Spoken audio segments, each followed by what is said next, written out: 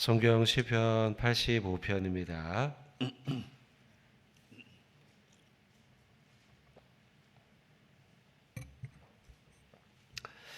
시편 85편 1절부터 13절까지 말씀입니다. 시편 85편 1절부터 13절까지입니다. 저하고 한 절씩 교독하고 마지막 합독하겠습니다. 여호와여, 주께서 주의 땅에 은혜를 베푸사 야곱의 포로된 자들이 돌아오게 하셨으며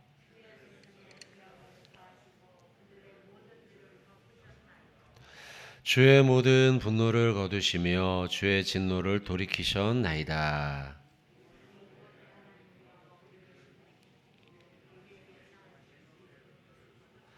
주께서 우리에게 영원히 노하시며 대대에 진노하시겠나이까.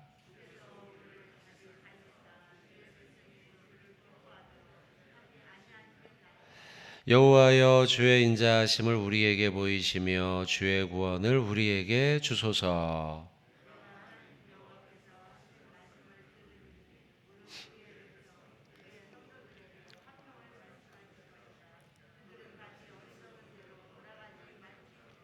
진실로 그의 구원이 그를 경외하는 자에게 가까우니 영광이 우리 땅에 머무르리이다.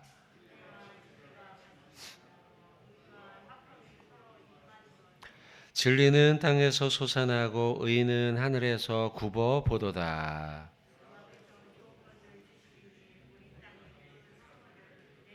합독하겠습니다. 의가 주의 앞에 앞서가며 주의 길을 닦으리로다. 아멘.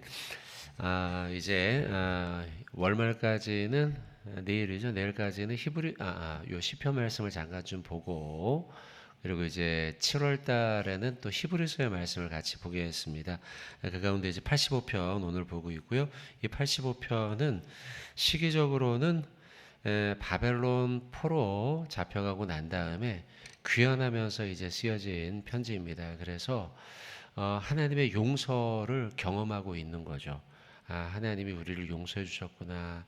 우리를 불쌍히 여겨 주셨구나. 우리를 선한 길로 인도하시는구나.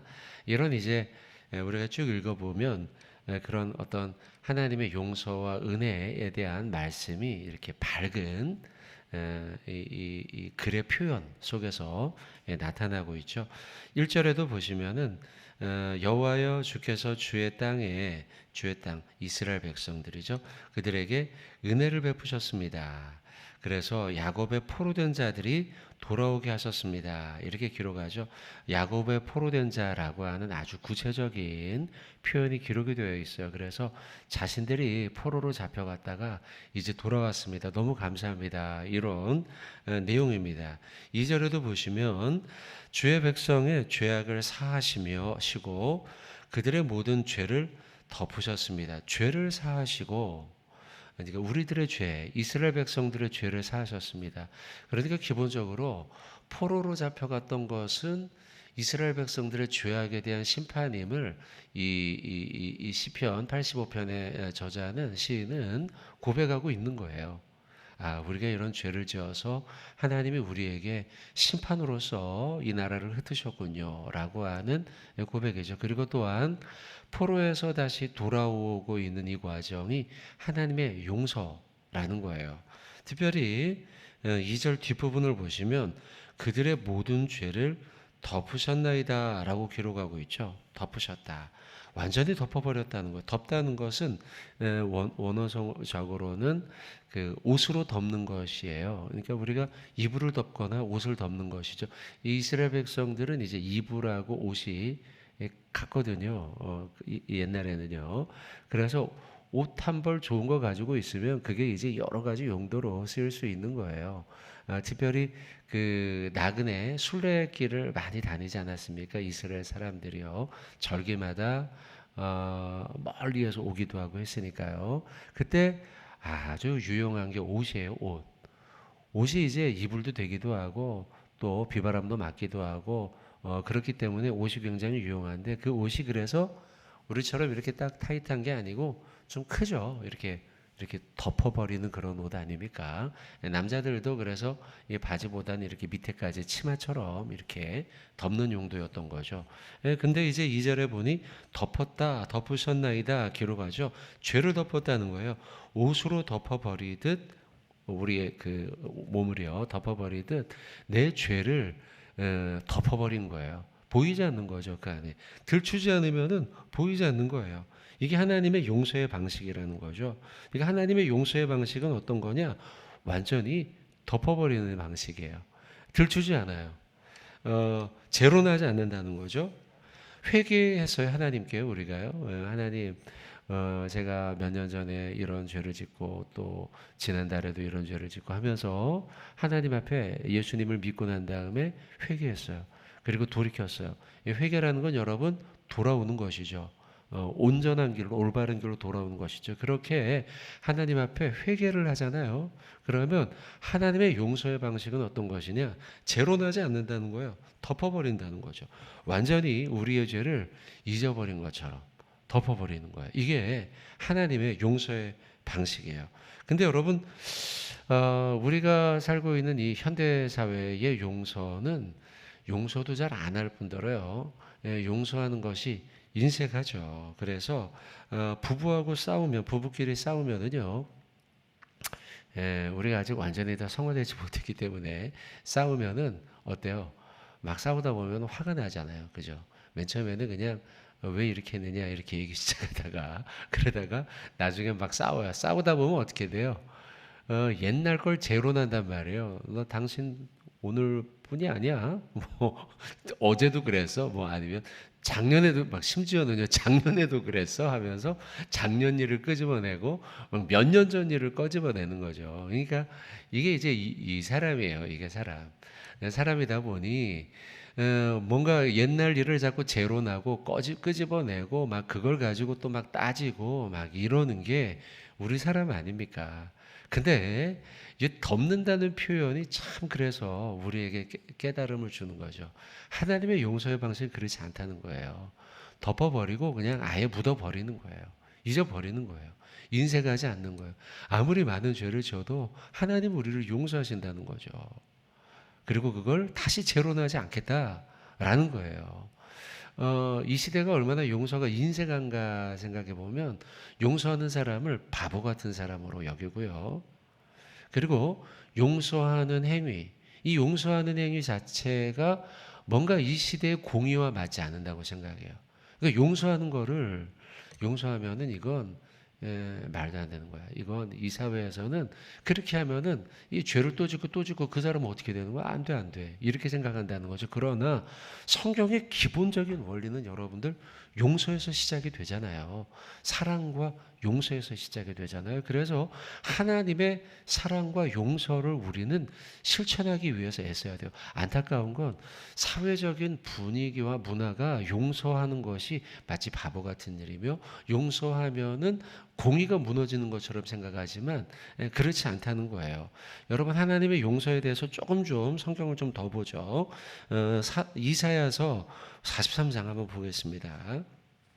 이사야서 한번 두 구절 찾아보겠습니다. 이사야 43장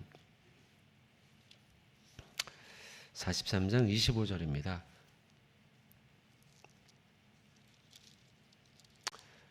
자, 하나님의 용서에 대해서 좀 보는 거예요. 하나님의 용서 어떤가? 하나님의 용서는 자, 43장 25절입니다. 43장 25절 이사야.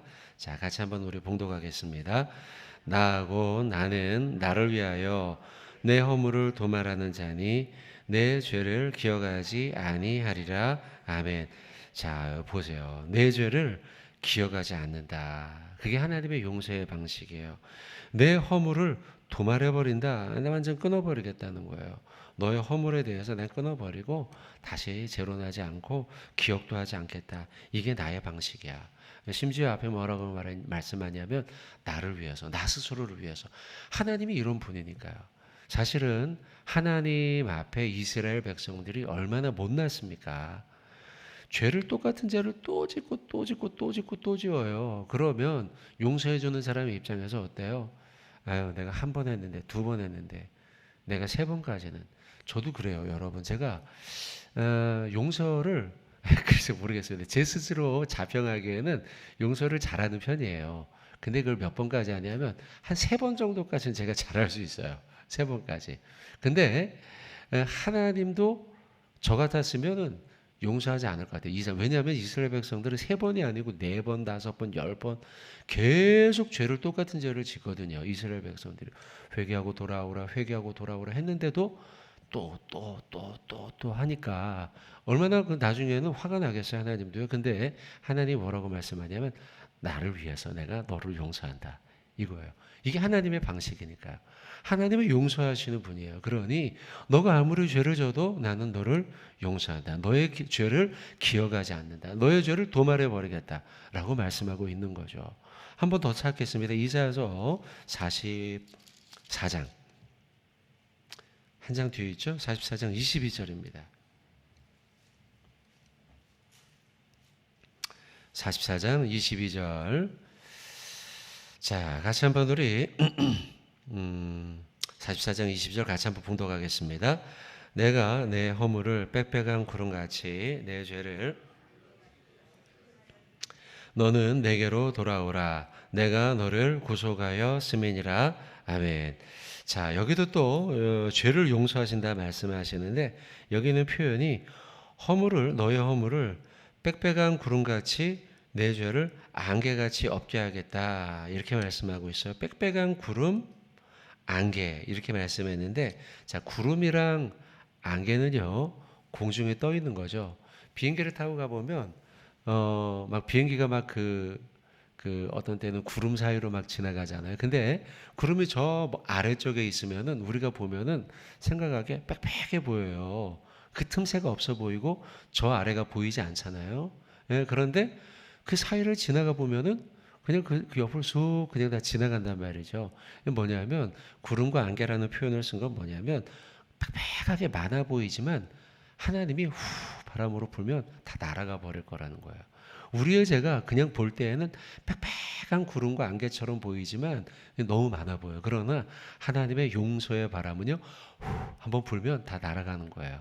그러니까 하나님이 우리를 그렇게 용서해 주겠다는 거죠. 보면은 굉장히 많아요. 빽빽한 죄를 지었는데 하나님 보기에는 그게 다 구름이랑 안개예요. 불어버리면 다 날아가 버리는 거죠. 그렇게 하나님의 용서는 넓다는 거죠.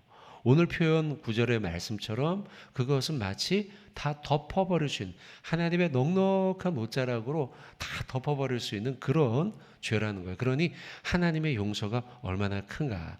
오늘 용서에 대한 말씀 조금 더 보면요. 왜냐하면 오늘 주된 말씀이에요. 그 시편 오늘 85편의 말씀의 주된 메시지가 용서거든요. 자, 마태복음을 한번 좀 더 보면서 다 아는 말씀입니다. 18장입니다. 한번 찾아보세요. 용서에 대한 말씀을 좀 더 보겠습니다. 마태복음 18장 22절 한번 보시겠습니다.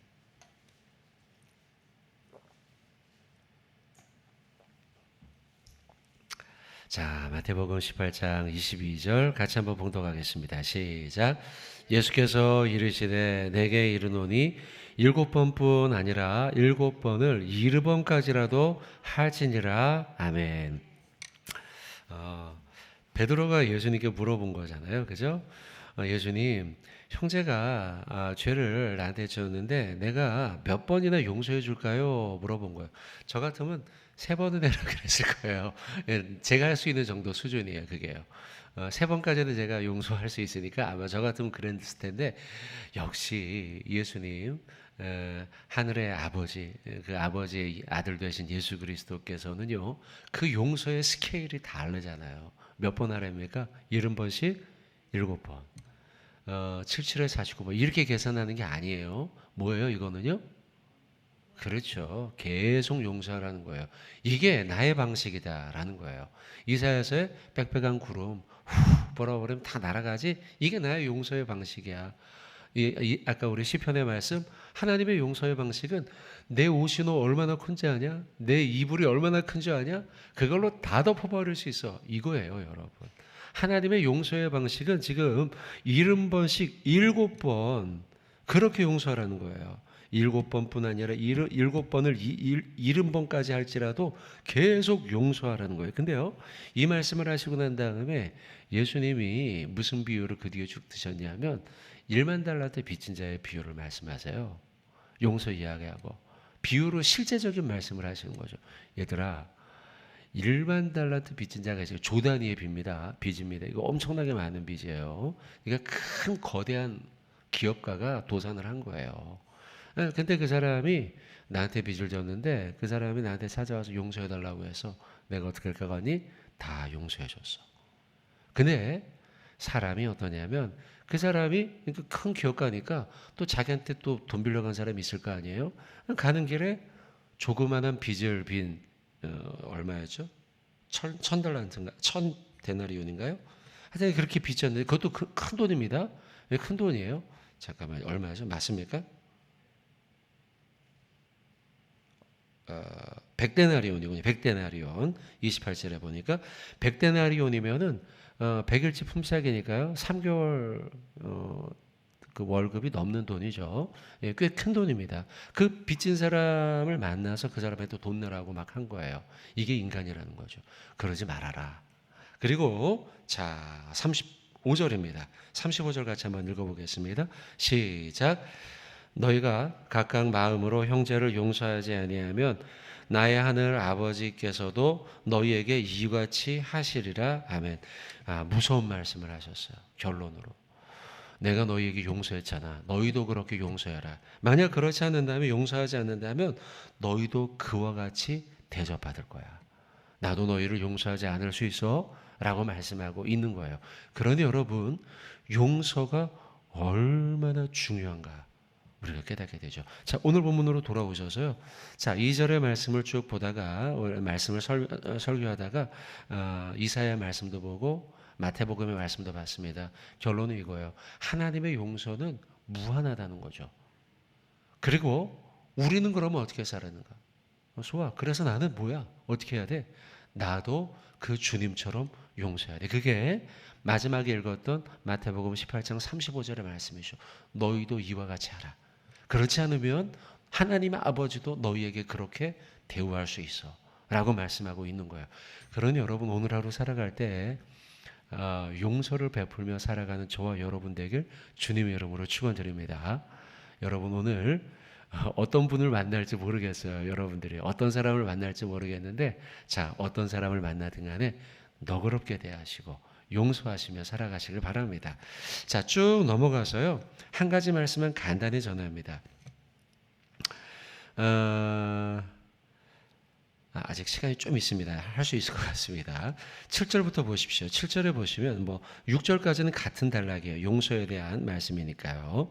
자, 7절의 말씀에 보시면 여호와여 주의 인자하심을 우리에게 보이시며 주의 구원을 우리에게 주소서. 인자와 구원. 지금 7절부터는요. 단어를 조금씩 보시면 돼요. 단어를 보시면서 자, 인자라는 단어를 보시고요. 구원이라는 단어를 보시면 돼요. 인자라는 단어는 우리가 아는 것처럼 히브리어로 헤세드예요. 헤세드는 자비죠. 자비, 친절. 하나님의 자비하심, 친절하심, 인자하심 이런 것들이에요. 그런 비슷한 단어들이라고 보시면 돼요. 그러함을 우리에게 보여주십시오. 기도문이죠. 그리고 주님의 구원을 우리에게 허락하여 주십시오라고 기도하고 있어요. 또 8절에 보시면 내가 하나님 여호와께 하실 말씀을 듣겠습니다. 자, 우리 성도의 자세, 기도는 어떤 기도를 해야 되는가? 인자를 구하고 구원을 구하는 기도. 또 우리는 어떤 신앙의 자세를 가져야 되는가? 하나님의 말씀을 듣는 신앙인의 자세를 우리가 가져야 된다는 거죠. 무릇 그의 백성, 그의 성도들에게 화평을 말씀하실 것이다. 우리가 하나님의 말씀을 듣는데 하나님은 그럼 어떤 말씀을 하시느냐?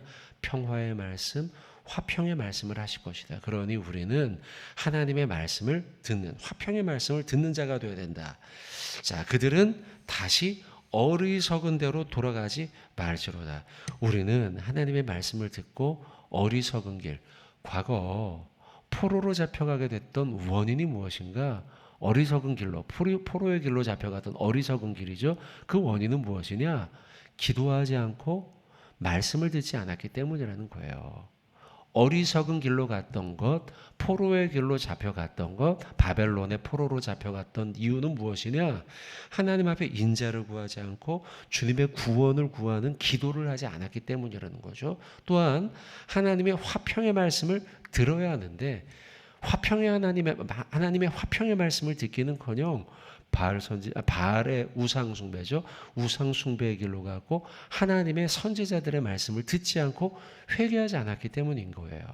자, 그다음 9절 말씀입니다. 자, 단어를 보는데요.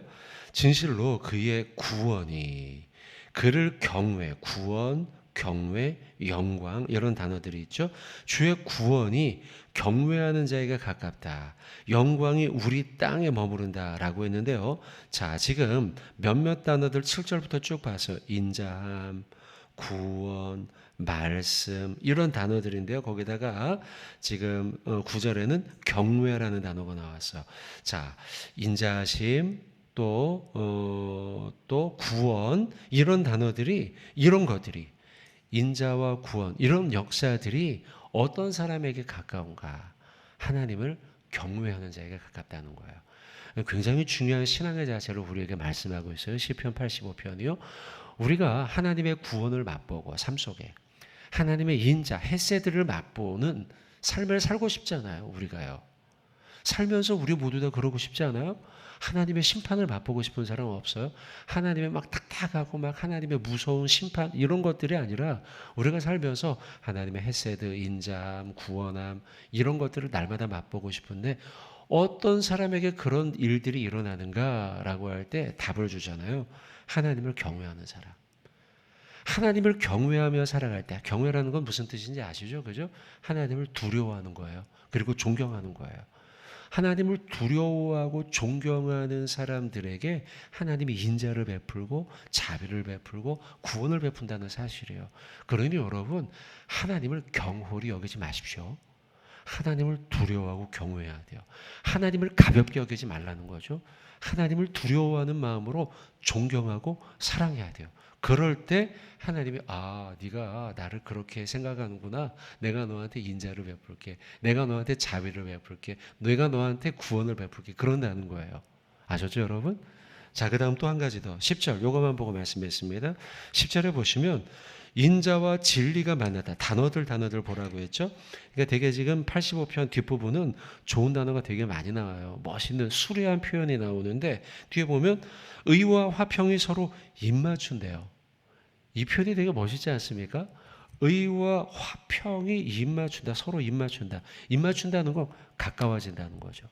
지금 앞에도 만난다, 서로 입맞춘다 했는데 이 단어들, 이 네 가지의 단어죠. 인애와 진리, 의와 화평. 가만히 보면 대척점에 있는 단어예요.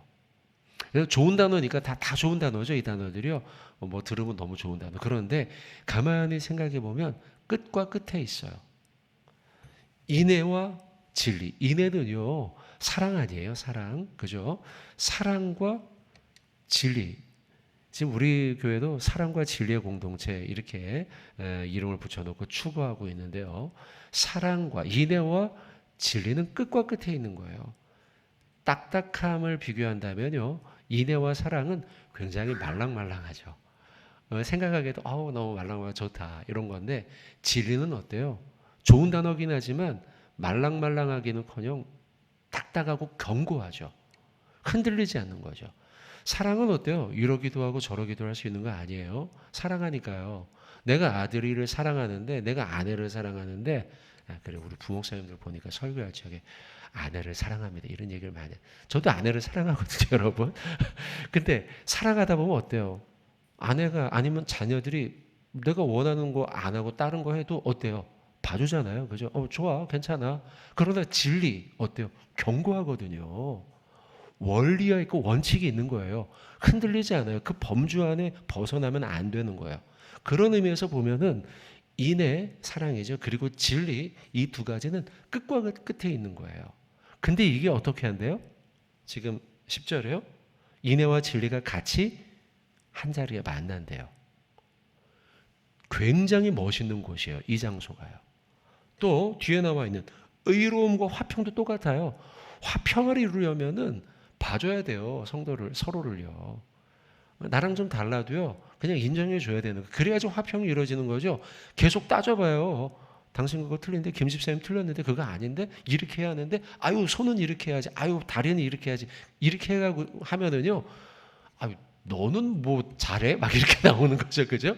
그래서 화평을 이룰 수가 없잖아요. 그래서 화평이라는 것도 원래 서로 잘못에 대해서 인정해 주는 거예요. 근데 의로움이라는 건 어때요? 불의에 대해서 구분해야 돼요. 그러니까 여러분 아까 인애와 진리와 마찬가지로 의와 화평 역시도 끝과 끝에 있는 거예요. 근데 이게 어떻게 한대요? 서로 어떻게 한대요? 10절에 보니까요. 입 맞춘대요. 포옹하고 안아주고 하나가 된다는 거죠. 그 곳이 얼마나 멋있겠어요. 그래서요 제가요 이 우리 교회 이렇게 닉네임을 붙인 거예요. 사랑과 진리의 공동체. 끝과 끝에 있지만 이게 하나로 만나요.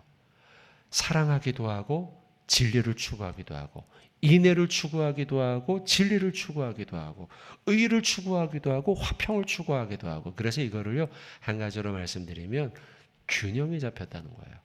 신앙의 균형이 잡힌 것. 자 여러분 그래서 우리가 어떤 신앙인이 되어야 할 것인가? 사랑도 추구하며 진리도 추구하고 인애도 추구하며 진리도 추구하고 또 의로움도 추구하고 화평함도 추구하며 균형 잡힌 신앙인으로 오늘 살아가야겠다. 자 그런 복된 하루 되시길 바라고 평생의 신앙인이 되시길 주님의 이름으로 축원을 드립니다.